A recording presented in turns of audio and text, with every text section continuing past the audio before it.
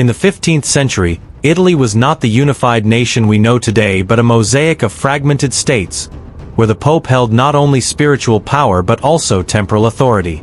The Papal States, under the control of the Vatican, were a political powerhouse. The Pope, as both a religious leader and an absolute ruler, controlled vast territories that stretched from Rome to various other regions of the Italian peninsula. His role was not just that of a spiritual guide but also of a Renaissance prince who had to navigate a world filled with intrigues, conspiracies, and betrayals. In this context, the rise of Rodrigo Borgia, who would become known as Pope Alexander VI, marked a turning point in Vatican history.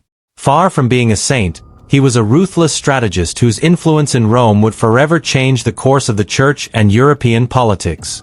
If you are a history enthusiast, subscribe now so you don't miss the most fascinating updates from around the world.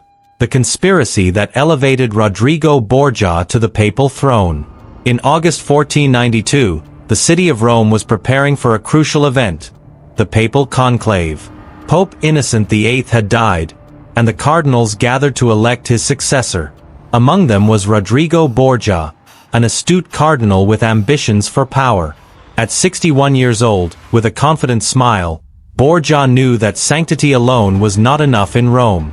To win the papacy, something more was needed: political cunning and money. Rodrigo used his vast resources and contacts to buy votes. It is rumored that he bribed several cardinals, offering them land, positions of power, and astronomical sums of money. In the conclave, conspiracies were commonplace, and Rodrigo played his hand skillfully.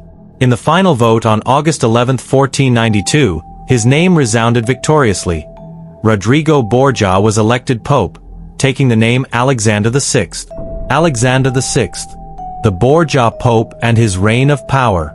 In the early days of his pontificate, Alexander VI surprised many with his efficiency in administration and his seemingly righteous decisions. However, this facade of good governance soon began to crumble when Alexander started using his position to secure power for his family, the Borgias. The unwritten rule of politics at the time was clear. The Pope had to ensure his dynasty's power.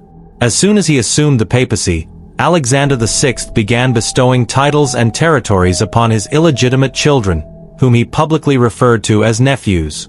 Giovanni Borgia, his eldest son, was named Duke of Gandia, while the young Cesare Borgia, only 17 years old, was given the position of Archbishop of Valencia. Despite the criticism, Alexander VI continued granting all sorts of favors to his family, including appointing Cesare as a cardinal at just 18.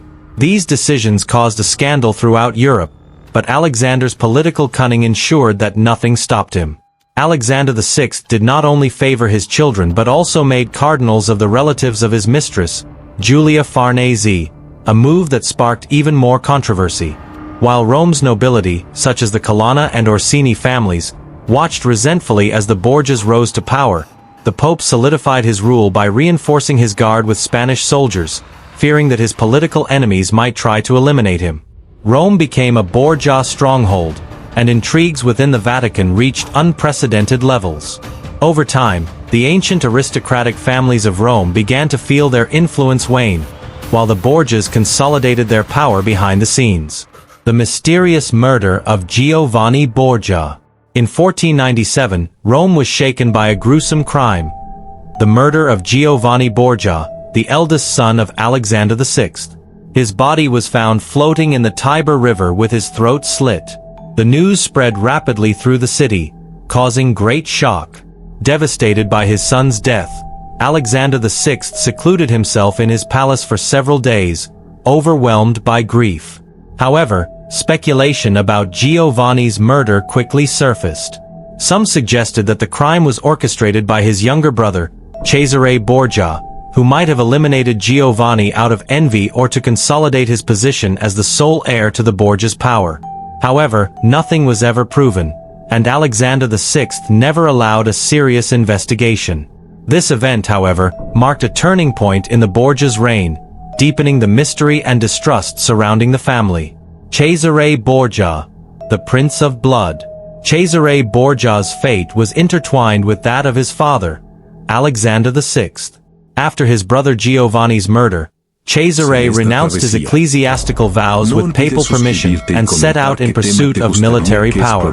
Eager to expand the family's domains, Alexander VI sent Cesare to France to forge an alliance with King Louis XII, who provided him with an army and troops to conquer the territories of Romagna.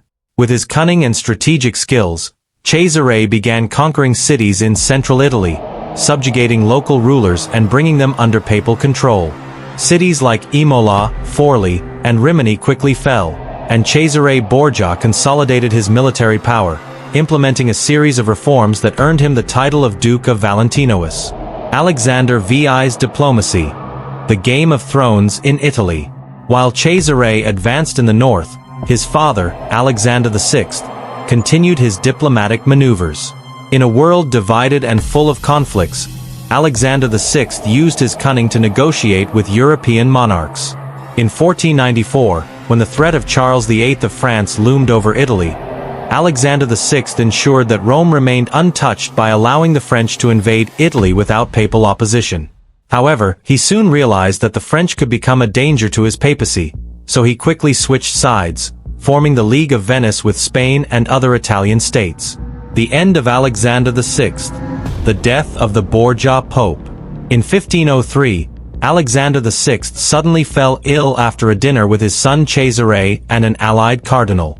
There is speculation that both he and Cesare may have been poisoned. The Pope agonized for days, and his death was shrouded in mystery. Some rumors suggest that Alexander VI's own son, Cesare, may have orchestrated the poisoning to seize power. However, history has never provided a definitive answer. The death of Alexander VI marked the end of a reign characterized by corruption, political machinations, and absolute power. Though his legacy was steeped in infamy, his methods of governance solidified the Church's temporal power in Italy, and his influence would endure for centuries. Pope Alexander VI left behind a complex legacy, both admired and vilified. Despite his corruption and nepotism, he decisively strengthened the papacy's political power, establishing an influence that would last for generations. The story of his reign, filled with intrigue, ambition, and betrayal, reveals the duality of a man who ruled with an iron fist while maintaining the facade of a spiritual leader. Thank you for joining us on this journey. Don't forget to subscribe and comment on which topic you'd like us to explore in future videos.